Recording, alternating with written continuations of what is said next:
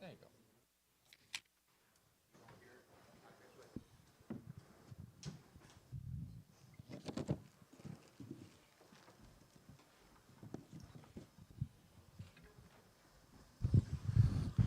All right, guys. The attendance tonight was 18,625, sold out.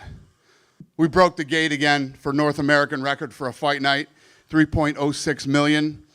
The fight of the night was Swanson and Billy Q. Performance of the night goes to Michael Johnson and Jacoby. They all won $50,000. What's up? What do you got? Dana, congrats on a great event. Thank you. Crazy knockouts. Yeah. First of all, we'll start with Buckley. Amazing performance by him. Colby obviously suffered the cut, which kind of screwed him up. But give us your thoughts on that fight and how it played out. Yeah, I was curious to see how it would go if it went 5 rounds, if it went later in the rounds. No doubt that was a bad cut, but that fight doesn't get stopped in Vegas. That fight keeps going in Vegas. You think it could have gone? 100%. Okay. What did you make of Buckley's performance? Since moving to welterweight, he's really improved. He's showing himself to be a real contender at that division. Yeah, listen, you go in and beat Colby Covington, it's a big deal. Love him or hate him, the guy's a dog, fucking tough as nails, took big shots to the body tonight, took big shots to the head that would have knocked a lot of people out. Colby's durable and tough, but, when you get cut, anything can happen. Do you feel like for Colby, then, he shouldn't sort of be too hard on himself after this, right? Because the cut, it was bad. You could tell it was bothering him. It was definitely bothering him. And literally, as soon as the corner would fix it, he's waiting to walk back out, and he rips it open again and makes it start bleeding again. So that alone tells you that the cut was bothering him big time. Just as looking at the Adrian Yanez fight, I don't know if you saw that, but he got kicked in the nuts and poked in the eye at the same time. The referee didn't take a point. In situations like that, would you like the referee to be a bit more involved and take points, or do you hope that they don't get involved and kind of influence the fight like that? I have no idea. I mean, yeah, I would say that a double foul is probably definitely worthy of taking. So I woke up this morning at 4 o'clock in the morning. We did looking for a fight, the Korean Zombie show, and I felt like the judging and the reffing was better over there in Korea than what we got going on. So listen, I've had a lot of problems with judging, reffing over the last several fights. Yeah. Last event of the year, so let's take a look back at this year. You keep breaking records, like you said. With the gate records for fight nights, what do you attribute that to? Why do you keep breaking records every time you go and host events? The business just keeps growing. I mean, the business keeps growing as we continue to go into places that we haven't been in a while. Who wants to come? Who walks out of here tonight and goes, yeah, I don't ever want to do this again? It just doesn't happen. When you look back at the year, right, you had some pretty crazy one-off sort of monumental moments. For you personally, which one are you most proud of? Are you proud of 300, the Sphere, 303, getting that put back together on 2 weeks' notice? Which one are you most happy with? You're not wrong. And I've been saying this as the year is closing. Every year for the last 17 years, I've said, how do we beat this year? And every year we do. But not just this year, but the Sphere is probably the greatest thing we've ever pulled off ever. And you notice, not only has nobody done it again yet, or nobody's even talking about doing it. It's just what we pulled off and what we achieved at the Sphere. It might never be done again. Putting you on the spot, fighter of the year, Alex Pereira or Ilia Topuria? Which one are you going with? Fighter of the year? Yeah. It's tough with those two. It's tough. And when you look at Alex, he's taking last-minute fights. He's on vacation, comes in and fights, not 100%, comes in and fights. I mean, it's tough. I don't even want to say a name, but I respect the shit out of both of them for what they've done this year. Okay, and last one from me, a little bit of a random question. I wondered if you could do me a favor, call up your friend Trump and find out what these drones over New Jersey are, and if we can get a... Find out if he's what? Found out what these drones over New Jersey are. I think he posted it today, what they were. What are they? Oh, fuck. Yeah. Hey. Buckley called out Usman. Is that a fight that you think makes sense? Yeah, listen, Usman's one of the best ever. I didn't hear him. I didn't know that, but yeah. That fight doesn't suck. And overall, what do you think of Colby? I know the fight was stopped from a cut, but from a performance standpoint until the stoppage, what do you think of it? Yeah, listen, Colby's an older guy that fights, every once in a while. he's always durable and he's always tough. Like I just said to him, did you hear the body shots he was getting hit with tonight and the head shots he took? That stuff would have stopped, other guys. Colby's tough. But I also feel like Colby wasn't too pissed that fight got stopped by the cut. The cut was definitely bothering him. Mano Cape had a lot to say, right? You guys had a combo there. Yeah, we had a nice conversation tonight. Yeah, he's like, you were like, yo, I'll meet you in 5 minutes. Yeah. Did you get to talk to him? And if so, how was that conversation? How do you know what we were talking about? That's fascinating. Yeah. He said, I this, that, that. I said, well, let's finish this one first. You got 5 more minutes. So, and he went out and he did it. Is he getting the next title shot at flyweight, you think? No, he's not getting a title shot, but we'll definitely give him what he's looking for. Okay. And Cub Swanson, a veteran of the game, WEC still out here representing. He said that he might retire. He still doesn't know. He said we'll see. But if this is the last performance, I mean, what a way to walk out, right? If this is it is the way to go. And what's funny is he says, I promised my wife this would be my last one, but I don't know. We'll see. When a fighter wins, and especially wins as spectacularly as he did tonight, it's just so hard for these guys to walk away. But to be honest with you, if Cub says, I promised this to my wife, I'm going to walk away, I'm happy for him. If he says, you know what, I definitely got one more in, I don't disagree with him. And I want to ask you about Ilia Topuria. Earlier this week, he said he wants to go up to 155 and fight Charles Oliveira. I'm sure you probably heard of those comments. Is that a possibility for him? I didn't hear that. Well, he's interested in I don't fighting. know. I mean, right here, right now, I don't know. Okay. And any word on potentially going to Spain? I know that's a market that's been blowing up. Obviously, we just saw. No new news on that, but that's what I want to do. Yeah. In 25, I want to go to a lot of places that we haven't been. I'm sure you're already hearing rumblings of places that we're going to go that we haven't been to in a minute. But Spain is definitely high on the list. Thank you. Thank you. Dana, you said that Manel's not getting a title shot at 125 after this performance. Who is getting a title shot? No clue. Sitting right here, right now, no clue. Dustin Poirier said has been teasing one last fight, his last dance, and recently he was on Twitter and he said basically that he's got something cooking and that quote unquote there will be blood. Have you guys planned something for Dustin? You don't have to reveal obviously. No, we're in the middle of talks for him with something that he wants to do for the end of his career. Yeah. And then one other thing I wanted to ask you about is obviously you're asked about the PFL and the competition all the time, but I don't know if you saw there's another league that's going to be starting up, the GFL, and there's a wide array of names, very familiar names, a lot of names who have fought in the UFC that are there, and people are reacting in certain ways. A lot of really old retired fighters that are trying to get back in there and that's just basically what it is. But what was your reaction to not only this new league starting? I know it's been teased for a couple of years, but we're actually seeing some of the roster. What did you think? I actually don't know anything about it. I say this all the time. I welcome everybody. Listen, there's no barrier to entry to get into this sport. And, I hear a lot of people saying that we don't do this right, we don't do that right. Come on in, everybody. Dive in. Yeah, so some of the names mentioned: Tyron Woodley, Fabricio Verdum, Anthony Pettis, Junior Dos Santos, Luke Rockhold, Frank Mir, Arlovsky, Benson Henderson, Vanderlei Silva, Gegard Mousasi, and the list goes on and on. There's a lot of names like that, especially seeing Vanderlei's name on there. It's probably the one that sticks out the most. What do you think when you hear that name as a guy who potentially could be fighting? Fascinating. I'll believe it when I see it. Yep. Hello, Dana. Here. Hi. I'm gonna do some questions in Spanish. Fabián will translate. Yes, sir. First of all, bueno, lo primero de todo, quería saber cómo valoras la actuación de Joel el Fenómeno Álvarez después de haber noqueado de esa manera a Drakkar Klose. First of all, how do you see the performance by Joel Alvarez? Another great performance by the Spaniard, Joel Alvarez, tonight. Yeah. Obviously, I was just saying to him, looking very forward to going to Spain and trying to figure that out. So, hopefully, great performance, but hopefully we're going to see more Spanish fighters in the UFC. Tremendo desempeño, pero esperamos, como estaba mencionando, que nuestra intención es España y espero que vamos a ver más performances como esta en la UFC. And one of the things that happens is when we go into a new market that we've never been, and you introduce the people to the live event, whatever size the arena is, you assume will sell out or come close to selling out, and you create this explosion in the market in these different places. And I look forward to doing that in Spain.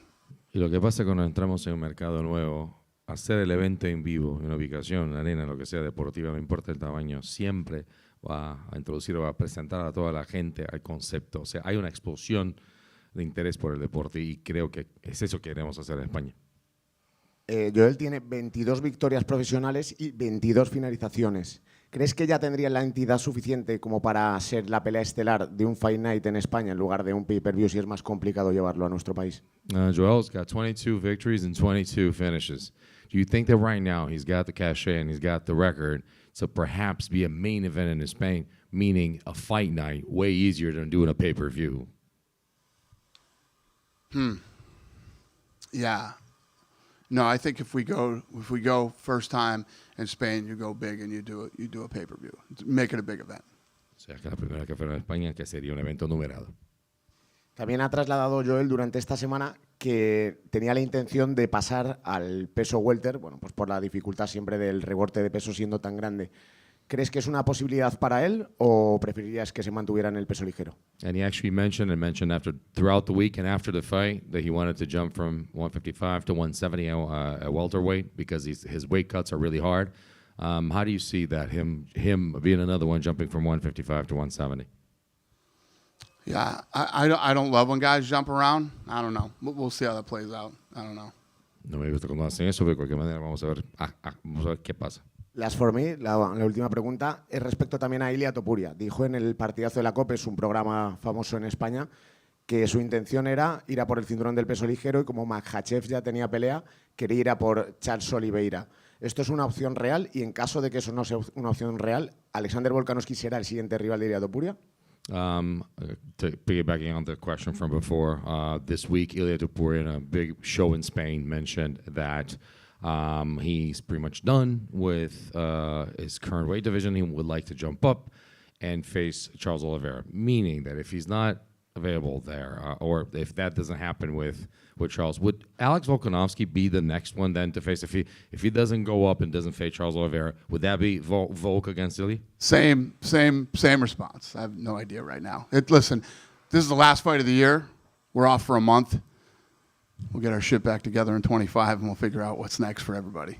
Lo mismo de antes, la última pelea del año, tenemos 4 semanas de vacaciones. Deja que vamos a concluir las cosas.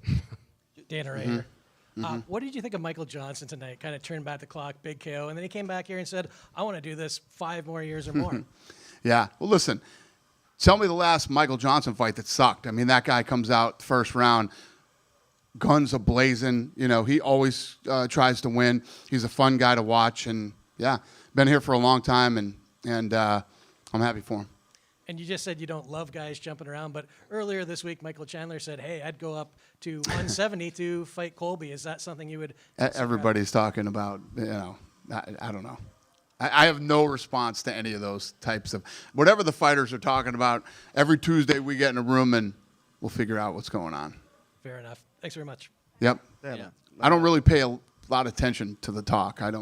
I literally, people go, oh, did you know this guy? I said, no, I have no fucking idea. I don't pay attention to any of this shit. I live in my own little bubble, and we do our things on Tuesday, and we figure this stuff out. And, yeah, I don't hear a lot of this stuff. Unless this woman right here tells me I don't know about it. Go ahead. Na semana passada eu te perguntei se haveria evento no Brasil. Você confirmou, mas não sabia exatamente onde. Eu queria saber se você já pode falar para a gente se no Brasil, no ano que vem, vai ser um evento numerado, um pay-per-view ou um fight night. E quem sabe se você já pode dizer onde vai ser no Brasil o evento. Last week at 310, I asked you if you were going to go to Brazil in 2025, and you said yes, you just didn't know or wasn't going to say where yet. Can you say something about the future Brazilian city? And are we going to see in the first semester a pay-per-view or fight night? What is it going to be like? This is what I can tell you. Right now, while I'm sitting here in Tampa Bay, I have a bunch of people in Brazil on a bunch of different levels in meetings in Brazil for lots of things that are going to go on in 25 in Brazil. O que eu posso dizer para você é que tem muita gente no Brasil nesse momento que está, enquanto que ele está aqui em Tampa, tem um pessoal no Brasil se reunindo para tentar acertar a casa e ver outras coisas e muitas iniciativas no Brasil para o ano que vem. Dana, here to your left. With such a big year this year, and we know that you have such high ambitions, what's the goal looking like for 2025? Yeah, like I was just saying earlier, like every year over the last 17 years, I've said, how is next year going to be bigger than this year? And some of the stuff that we're already working on is, like I was just telling this gentleman in Brazil, and on multiple levels, not just, UFC. We got power slap meetings going on down there. SLS, which I own a piece of, did an event down there today, and UFC stuff that is being worked on right now in Brazil. We're talking about, Spain and all these other places. Not to mention Seattle and Chicago and these other places that we haven't been in a long time. So I anticipate a lot of big fights. I got something in the works right now. I'll drive you fuckers crazy. All you guys will be running around. I got something in the works that you will never fucking see coming for 2025. That literally started to come together last night. And, we got some fun stuff coming up. And just one more for you, Dana. With the first pay-per-view of the year being at the Intuit Dome, we know it's a state-of-the-art arena with the Halo screen. Not to mention there's the interaction that they show during the basketball games with fans. Do you guys have anything special for the ambiance plan for that event? Yeah.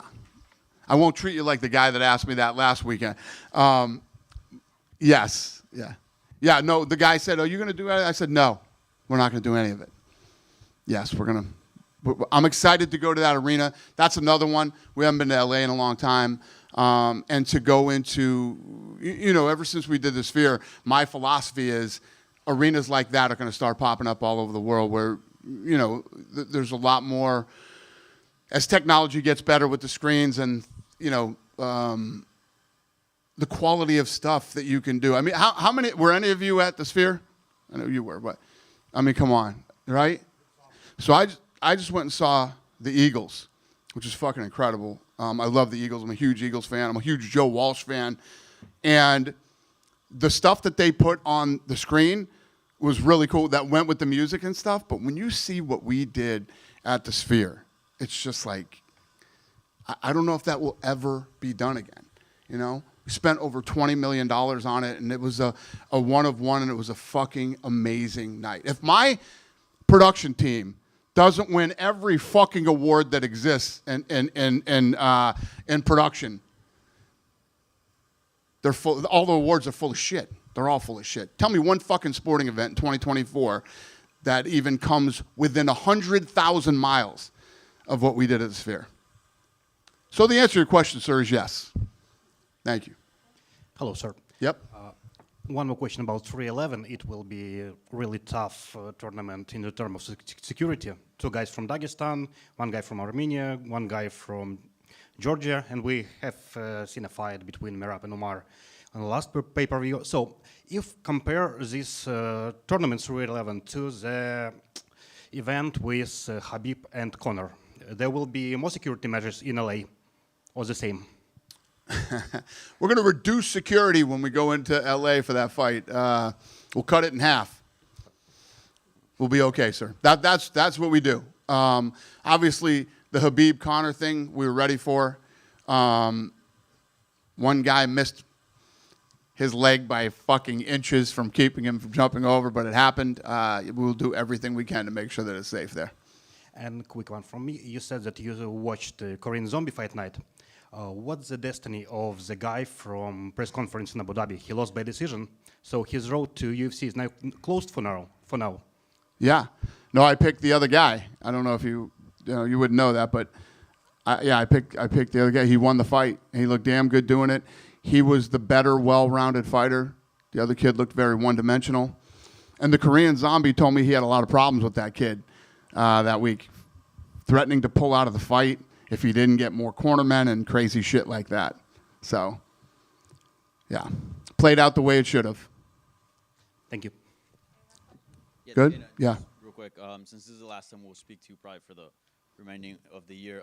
Jones versus Aspinall, is that sort of the big priority, and you think that's the biggest fight the promotion can put on in 2025? 100%. And I think it's probably the biggest fight in heavyweight history, and it's a massive fight in the history of the company too. It's a big fight. Yeah, we know Tom Aspinall's down. Jones is kind of like on the fence, or at least that's what he said publicly. But Right. have you talked? It's weird. How confident? What's weird about that? Let me tell you what's weird about that. So usually, those guys say that shit behind the scenes and not publicly. John says that shit publicly, but not behind the scenes. John is a very unique individual to deal with. From day one, I've been confident that John Jones would do that fight, right? I mean, even before the fight. I said if he won, there's no way John doesn't do this fight. John Jones isn't afraid to fight anybody, and that's a fact. And the only time that anything remotely weird has ever happened with John Jones was the time that his fucking camp did the weird Chael Sonnen thing. We can't fight Chael Sonnen on short notice. Other than that, and that wasn't him. It was his team, and he listened to his team for whatever reason. But that's like the goofiest fucking move in the history of the UFC. But other than that, John Jones behind the scene is not a guy that turns down fights. Would you guarantee 100% we see that fight? Yeah. I'll say 100%. Thank you. Yeah. Hey, Dana, thanks for your time. I just want to talk about Colby for a sec because, I mean, he's already gotten his shot at gold 4 times if we're counting interim. After a loss like tonight, what's next for him? I don't know. You're going to have to ask him that question. You know, he's obviously still one of the top-ranked guys. Like we were saying about him all night. Took big shots, stayed in there. The cut was obviously bothering him. But I also believe that if that fight's in Vegas, that fight doesn't get stopped with that cut. And... but I don't think that Colby was very upset when it did. It was bothering him. So you think that was almost a way out for him? No, I'm not saying it was a way out. He didn't say, hey, look at my cut. The ref stopped the fight and called the doctor in, and the doctor called the fight. So it's not, he doesn't have a decision in that matter. So no, it's not a way out. I like the way you fucking spun that, though, and see how I would answer that. And then everybody would write, that isn't even in this fucking press conference, that Dana said Colby was looking for a way out with the cut. That's the fucking dumb shit that happens in these press conferences that drive me fucking crazy. So thank you, sir, but go ahead. Thank you. On a brighter note, it was a good year for MMA in Florida dating back to 299. I mean, fans just seem to love the sport here. So is there a timeline for a return to Florida and maybe a specific venue? Listen, Florida is the fucking greatest state in the entire country, man. It has been since day one of fucking COVID. And if you look at the way this state has handled itself and maneuvered over the last several years, I had zero expectations coming into Tampa Bay. I didn't know anything about Tampa Bay. This is an incredible city. Great hotels, restaurants. I mean, the restaurants are off the charts. People everywhere. The people here are really nice. You know, Florida is probably the greatest state in the country right now. Nobody can deny it. And then you meet all these people that moved here from lots of other places, and they couldn't be happier. And the answer is, yeah, Florida's fucking awesome. I moved here from New York, and I agree. You're the millionth person I've met from fucking New York that moved here too. Yeah, it's awesome. I just got one more for you. Izzy just took his first non-title fight, and I mean, over 12 fights. So can you just walk us through how that one came together? Yeah, I mean, when we were talking about that fight, we were tripping out. This guy hasn't fought in a non-title fight since like 19, which is a testament to how great of a fighter he is and has been over the last several years. And that's why we headlined him in Saudi on the fight night. Well, thank you so much for your time. Thank you. Have a great night, everybody. Happy holidays and Happy New Year, and I'll see you next year.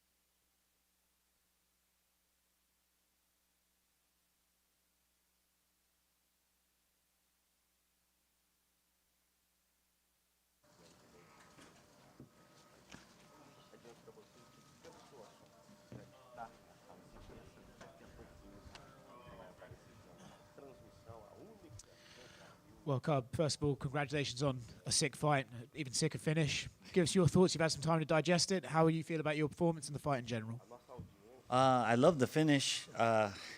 Watched it a bunch of times just a little bit ago, and it's something I do in training quite a bit. I'm kind of surprised with myself. I waited so long to throw that exact combo, but it was a tough fight. I was definitely doubting myself at some moments in there, but I was having fun. I was trying to be in the moment and just enjoy it. Obviously, you must have had promised your partner that this is going to be the last one. So when you're in there and you're fighting, is that at any point going through your mind like, fuck, I need to enjoy this more than I usually will. I really need to focus on being here. Does that go through your mind when you're in there thinking it could be the last time? Yeah, I mean, I try not to put too much on it because it's all, it's ultimately my decision and what I want to do. But yeah, my biggest things for this fight was just to not be pressured, put the pressure on myself to perform and be tense and just have this like war. I had a little bit of a war, but I was trying to be fast and loose and paint a picture and make it beautiful. It's something I could be proud of. And if it was the last, that I could say, man, I'm happy with that. Obviously, you said that I know after every big fight and big win, negotiations have to happen. Have you started having those with your wife yet? Are you talking about getting back in there one more time? It seems like you could be tempted to do it again. I mean, I'm always going to be tempted.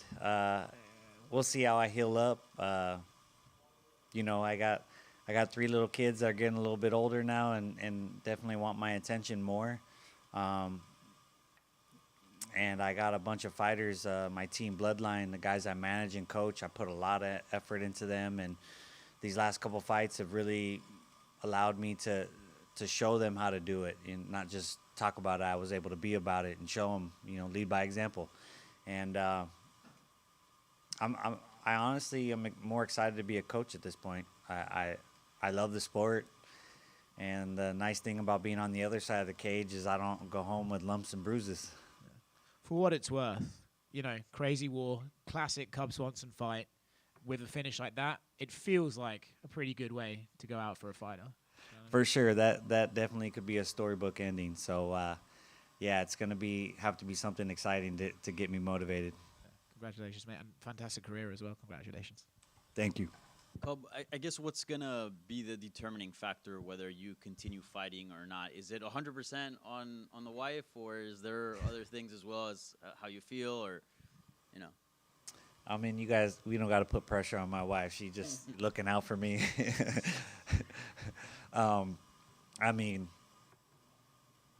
my mom and my stepmom both, who both are very close to me, begged me to stop fighting in 2011 when I fractured my face, and I could have stopped then.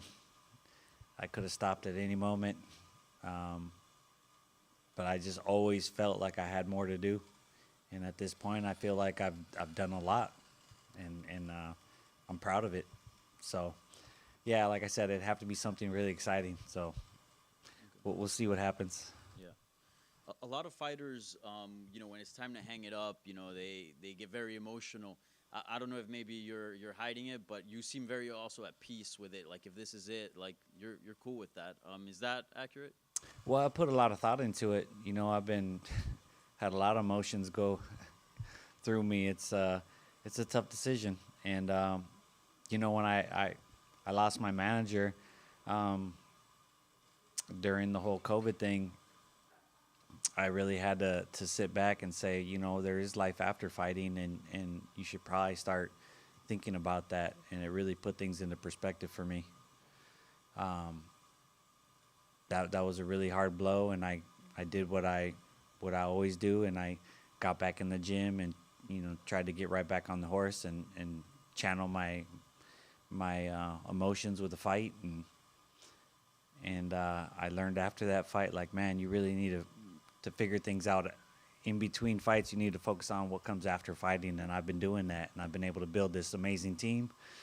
And I'm pretty passionate about being a coach, and I have a lot of knowledge to pay forward, and that's what my number one concern is, besides being a father and a husband. if this is it, favorite career moment? I mean, the Do Ho Choi fight is so hard to top. I have so many fights that are special for different moments. People don't understand. Like, there's so many things that happen in camps and in your life that you need to overcome. And so there's special fights for different reasons. But for sure, the Do Ho Choi fight, because I had the fight of the year. I made the Hall of Fame because of it. And then I found out I was going to be a father that night. So that's pretty hard to top. Congratulations, Cub. A lot of people, you mentioned Do Ho Choi, are saying that if you do have one more fight, they'd love to see you run it back with Do Ho Choi. Any interest in that? Would that be one of those fights that would bring you back for one more, or do you feel like there's no way we could top the first one? That one's possible.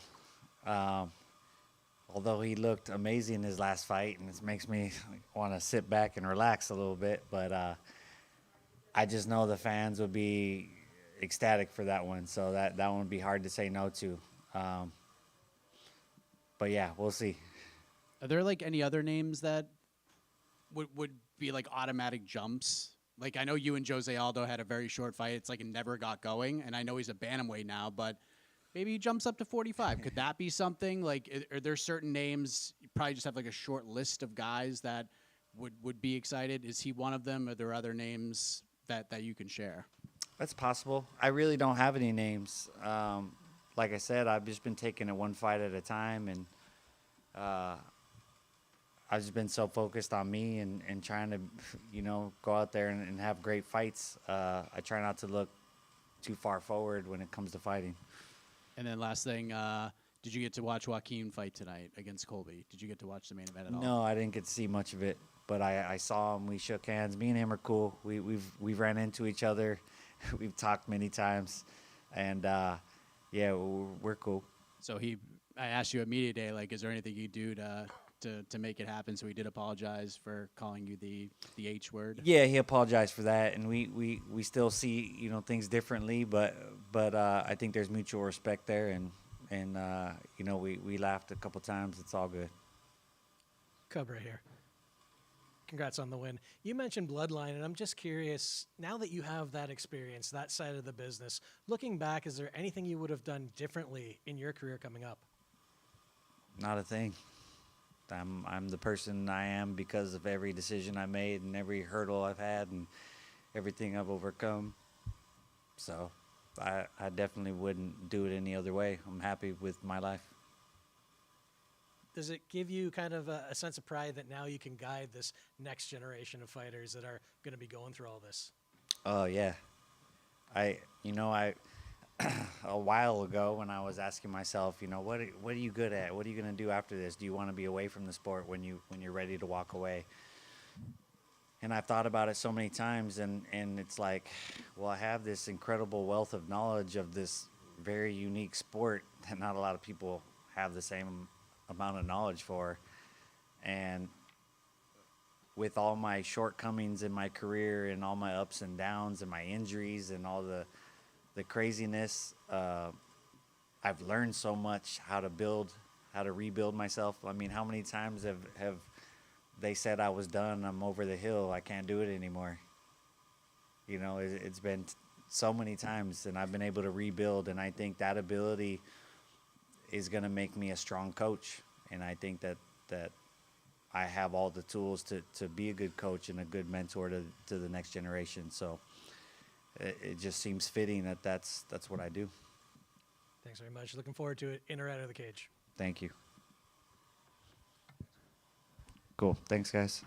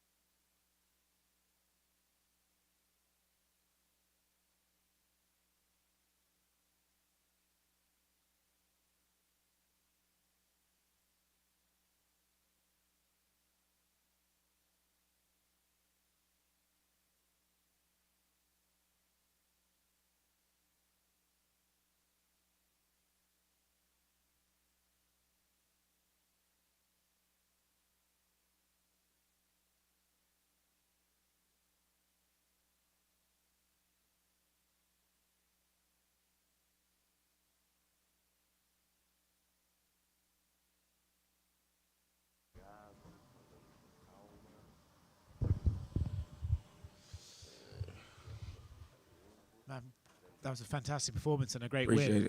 Appreciate it. Did you kind of see that going that way before you got? Yeah. My first main event was a big success. I feel like the whole card, you know what I mean, was very successful. You know what I mean, getting a lot of knockouts.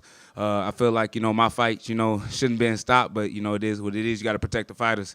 But I feel like 2025, man, is definitely my year, and we definitely taking over, you know. With this being said, you know, this is on a 6-fight winning streak. You know, I got, you know, 8 knockouts, you know, within the UFC. I feel like I done enough to really kind of put myself in a position to kind of, you know, yet again, fight for that title. And even though I know that Shavkat is next, you know, blessed to that fight. But if anything happens where Shavkat or Bilal doesn't, you know, step up into the octagon, I'm willing to, you know, face them. So at the end of the day, man, we're going to keep this nice and short, bro. I'm definitely looking to take that throne, man, 2025, bro. So we out, baby. Thank you.